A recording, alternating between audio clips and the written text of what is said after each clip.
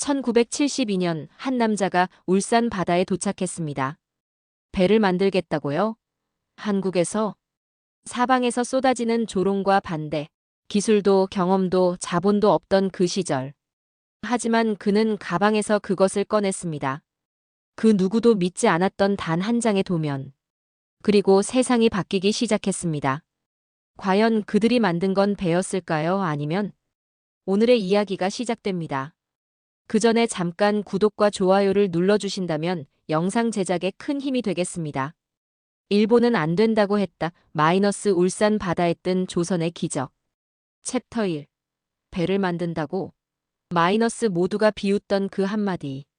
안녕하세요. 저는 최진수입니다. 1972년 어느 봄날, 저는 울산으로 향하는 기차에 몸을 맡기고 있었어요. 선박 설계사로 15년을 보낸 저에게 현대건설에서 갑작스럽게 스카우트 제의가 왔거든요. 서울을 떠나 남쪽 끝 바다로 가는 길이었죠. 차창 밖으로 보이는 농촌 풍경을 바라보며 새로운 도전에 대한 기대와 불안이 복잡하게 교차했어요.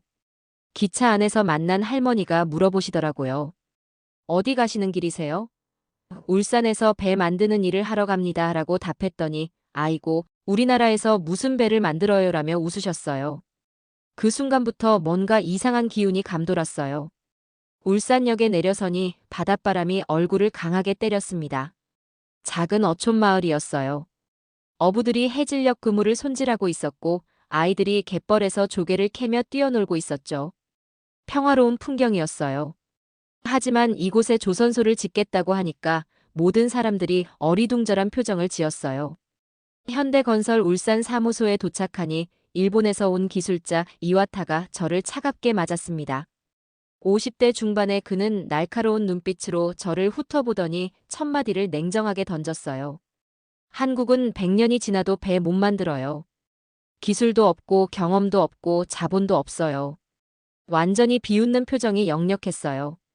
그 순간 제 가슴속에 뜨거운 뭔가가 끓어올랐습니다.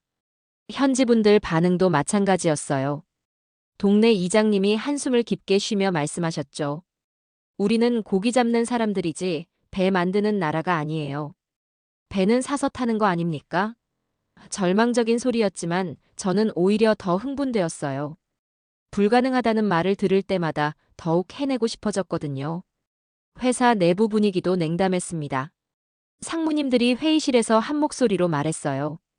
중동 플랜트 사업도 바쁜데 무슨 배 타령입니까? 돈 되는 일부터 합시다. 모든 게 우리를 반대하고 있었어요. 사방이 적이었죠. 심지어 같은 회사 직원들까지도 고개를 저었어요.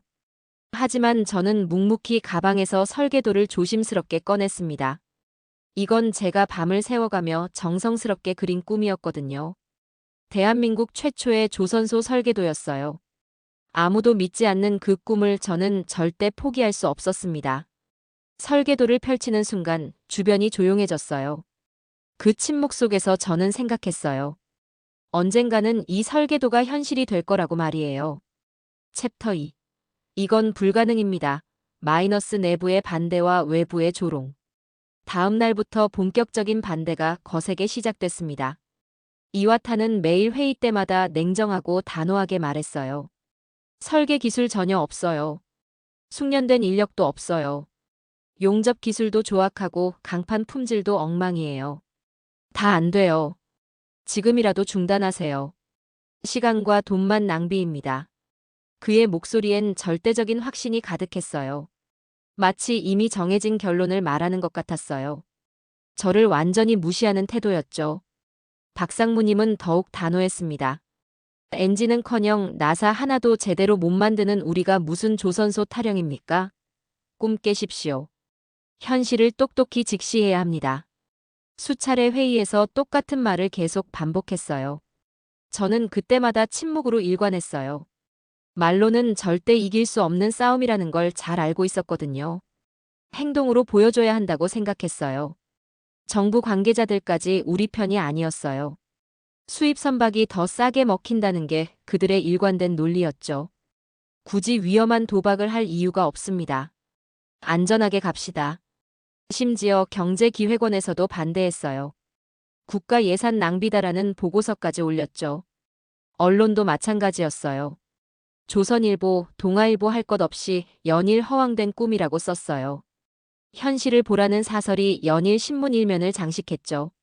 그런데 신기한 건 제 마음속 확신이었어요. 밤마다 설계도를 들여다보면서 더욱 강하게 느꼈어요. 이건 분명히 가능하다고요. 아니, 반드시 해내야 한다고요.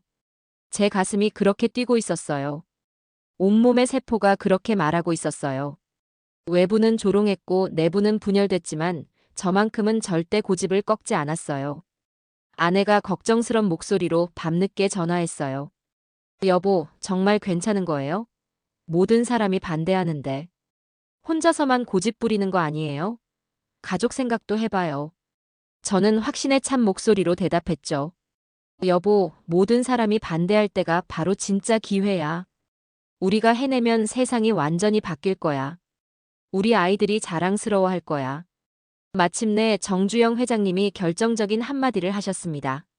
우린 해보기 전엔 절대 물러서지 않소. 안 된다는 소리는 아예 하지도 마시오. 해보자고.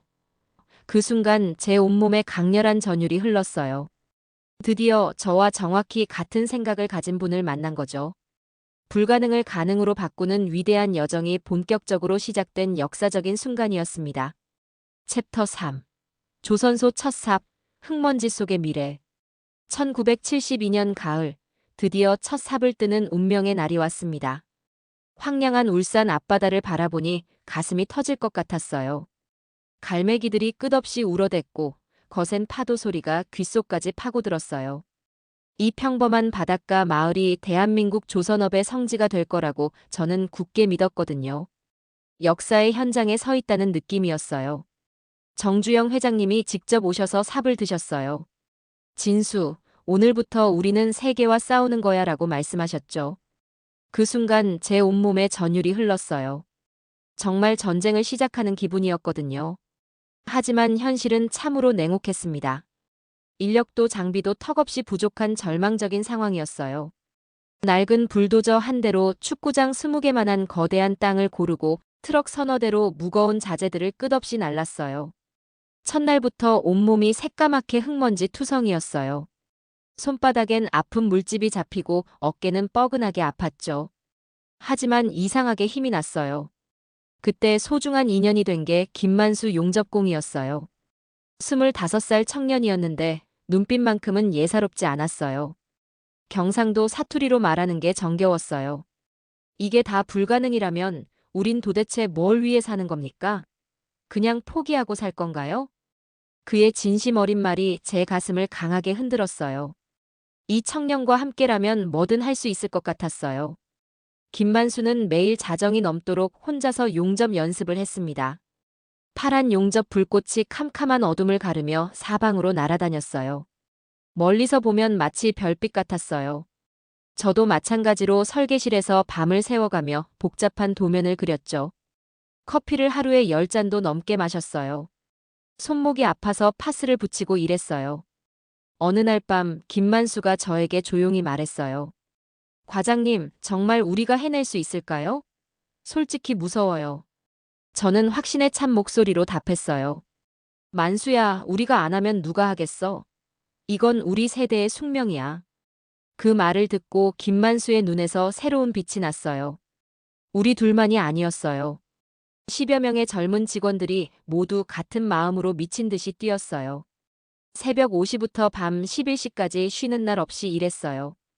가족들도 불평하지 않았어요. 아내가 도시락을 싸서 현장까지 가져다 줬어요. 불모지였던 울산 땅에 서서히 철강과 희망이 단단하게 얽히기 시작했어요. 거대한 도크가 하나씩 만들어지고 높은 크레인이 하나둘 설치됐어요. 6개월 만에 조선소의 웅장한 골격이 서서히 드러났죠.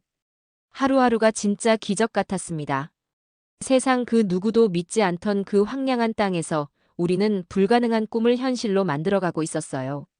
매일 아침 일어나서 바뀌어가는 현장을 보는 게 너무나 행복했습니다. 이런 기분을 뭐라고 표현해야 할까요? 정말 가슴 벅찬 나날들이었어요. 챕터 4. 첫 선박 계약 마이너스 도면도 없이 계약했다고? 1973년 정말로 운명을 바꿀 역사적인 순간이 찾아왔습니다. 그리스의 전설적인 선박왕 리바노스가 멀리서 울산을 직접 찾아왔어요. 그때까지도 우리 조선소는 여전히 건설 중이었죠. 거대한 도크는 겨우 반쯤 파인 상태였고 크레인들은 아직 조립 중이었어요. 완성과는 거리가 멀었어요. 솔직히 부끄러웠어요. 리바노스가 먼지 풀풀 날리는 공사 현장을 천천히 둘러보더니 저에게 직접 물었어요. 1년 안에 26만 톤급 초대형 유조선 2척을 완벽하게 납품할 수 있습니까? 정말로 가능합니까?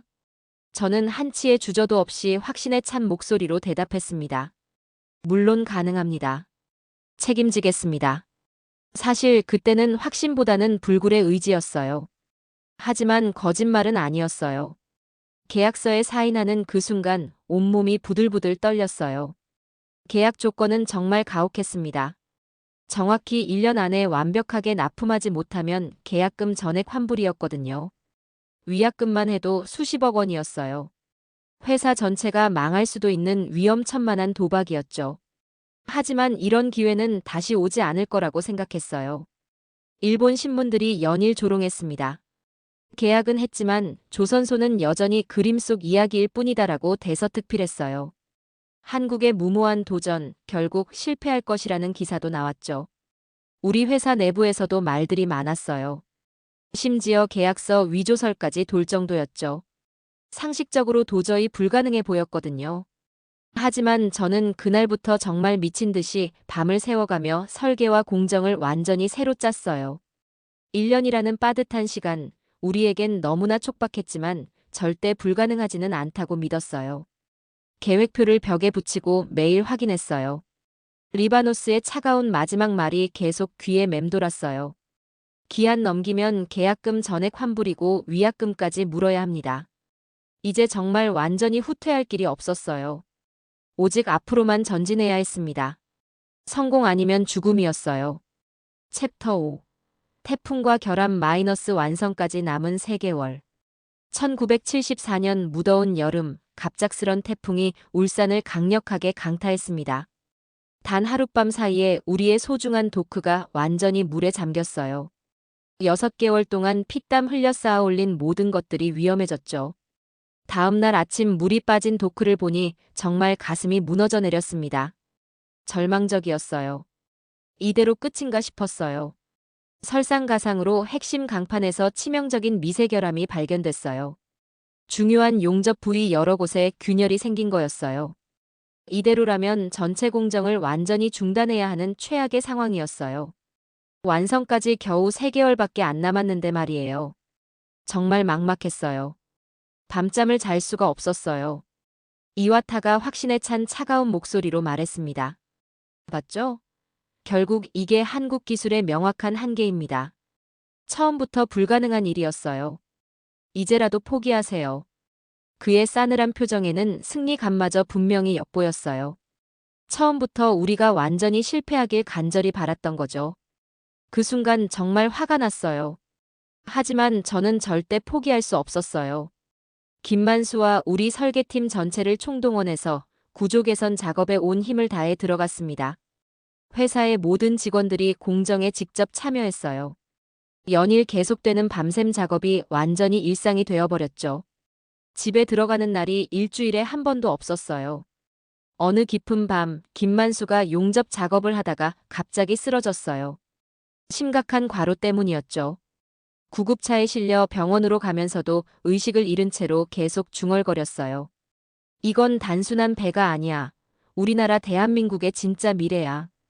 그 순간 저는 참았던 뜨거운 눈물이 터져나왔어요. 우리가 만들고 있는 건 그냥 배가 아니라 대한민국의 자존심이었어요. 우리 민족의 꿈이었던 거죠. 챕터 6. 진수, 선박 위에서 무릎 꿇다. 1974년 늦가을, 마감까지 정확히 하루가 남았습니다. 저는 완성된 도크 위에 혼자 조용히 서 있었어요. 26만 톤의 거대한 유조선이 제 앞에 웅장하게 떠 있었습니다.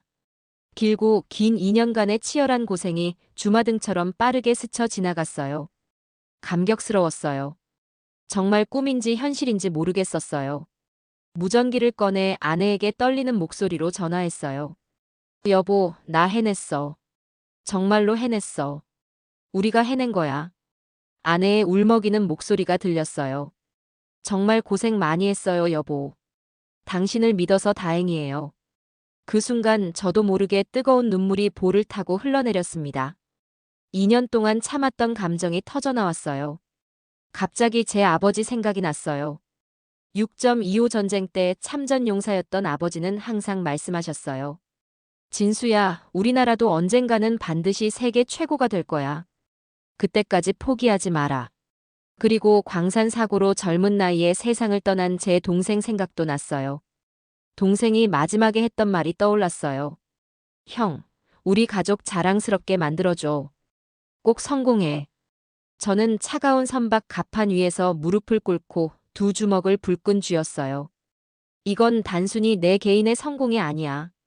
내 가족의 삶이고 우리나라의 꿈이었어. 가슴속 깊은 곳에서 뜨거운 무언가가 솟구쳤어요. 이런 감정을 처음 느껴봤어요. 그때 김만수가 다른 직원들과 함께 나타났어요. 모두들 저를 발견하고는 서로 얼싸안으며 기쁨의 눈물을 흘렸어요. 우리 진짜 해냈습니다. 정말 해냈어요. 김만수의 목소리가 떨렸어요. 첫 번째 선박 울산호의 진수 준비가 완벽하게 끝났어요. 다음 날 새벽 거대한 선박이 천천히 바다로 미끄러져 내려갔습니다. 그 장엄한 순간 울산 바다가 우리의 것이 되었어요. 불가능하다던 모든 사람들 앞에서 우리는 기적을 만들어낸 거였어요. 정말 꿈만 같았습니다. 이런 일이 현실에서 일어날 수 있구나 싶었어요. 챕터 7. 울산 바다를 떠나는 유조선 -3개가 주목한 순간. 1974년 겨울, 마침내 그리스로 첫 출항하는 역사적인 날이 왔습니다. 울산 바다를 가득 메운 26만 톤 거대 유조선이 천천히 움직이기 시작했어요. 그 웅장한 모습을 보니 가슴이 벅차올랐어요. 정말 우리가 만든 게 맞나 싶었거든요. 믿기지 않는 광경이었어요. 리바노스가 직접 울산까지 와서 완성된 배를 꼼꼼히 점검했어요. 선체부터 엔진까지 구석구석 살펴보더니 놀라운 표정으로 말했어요. 믿기지 않습니다. 일본에서 만든 어떤 배보다도 훨씬 뛰어나네요. 추가 계약을 바로 하겠습니다. 그 순간 저는 온몸이 떨렸어요. 드디어 인정받는 순간이었거든요. 일본 아사히 신문이 일면에 대서특필했어요. 도저히 믿기지 않는 일이다. 한국이 정말 해냈다. 우리의 모든 예상을 완전히 뒤엎었다. 요미우리 신문도 마찬가지였어요. 한국 조선업의 놀라운 성장, 이제 일본도 긴장해야 한다. 마이니치 신문은 한국의 기적, 세계가 주목이라는 제목으로 특집 기사를 냈어요. 이와타가 저에게 조용히 찾아왔어요. 그동안의 냉소적인 표정은 완전히 사라져 있었어요. 최 설계사님, 제가 완전히 틀렸습니다. 당신들의 기술과 의지를 심각하게 과소평가했어요. 정말 죄송합니다. 진심 어린 사과였어요. 고개까지 숙이더라고요. 미국 뉴욕타임스까지 우리 소식을 크게 다뤘어요. 한국의 조선업 기적, 전 세계가 주목한다는 제목이었죠. 워싱턴 포스트도 동양의 작은 나라가 만든 큰 기적이라고 썼어요. 노르웨이, 네덜란드, 덴마크의 선박 바이어들이 줄줄이 울산으로 몰려왔어요. 주문이 쏟아졌어요. 정주영 회장님이 저를 개인적으로 부르셨어요. 진수, 자네가 해낸 일은 단순한 성공이 아니야. 대한민국의 위상을 완전히 바꾼 거야. 국격을 높인 거라고. 그 말씀을 듣는 순간 제 눈에서 또 뜨거운 눈물이 흘렀어요. 울산 바다를 떠나는 유조선을 바라보며 생각했어요. 2년 전 아무도 믿지 않던 그 꿈이 이제 전 세계의 바다를 누비고 있구나. 정말 꿈만 같았습니다. 이런 기분을 어떻게 표현해야 할까요? 챕터 8. 우리는 안 된다는 말을 들을 때마다 해냈다. 1980년대가 되자 현대조선은 세계 1위 수주 기록을 달성했습니다. 전 세계 조선업계가 깜짝 놀랐어요. 불과 10년 만에 일어난 진짜 기적이었거든요. 울산 바다에는 수십 척의 거대한 선박들이 동시에 건조되고 있었어요. 장관이었죠. 저는 이제 후배 설계사들에게 기술을 전수하는 중요한 일을 맡게 됐어요. 어느 날 젊은 후배가 어려운 설계 문제로 고민하고 있길래 제 경험담을 들려줬어요. 우리는 언제나 불가능 속에서만 진짜 길을 찾았어. 절대 포기하지 마. 포기하는 순간 모든 게 끝나는 거야. 이와타에게서 편지가 왔어요. 일본으로 돌아간 지 5년 만이었죠. 최 설계사님, 당신들이 이긴 건 단순한 기술력이 아니라 굽힐 줄 모르는 강인한 의지였습니다. 진심으로 존경합니다. 일본도 배워야 합니다. 정말 감동적이었어요. 옛적이 인정해주는 순간이었어요.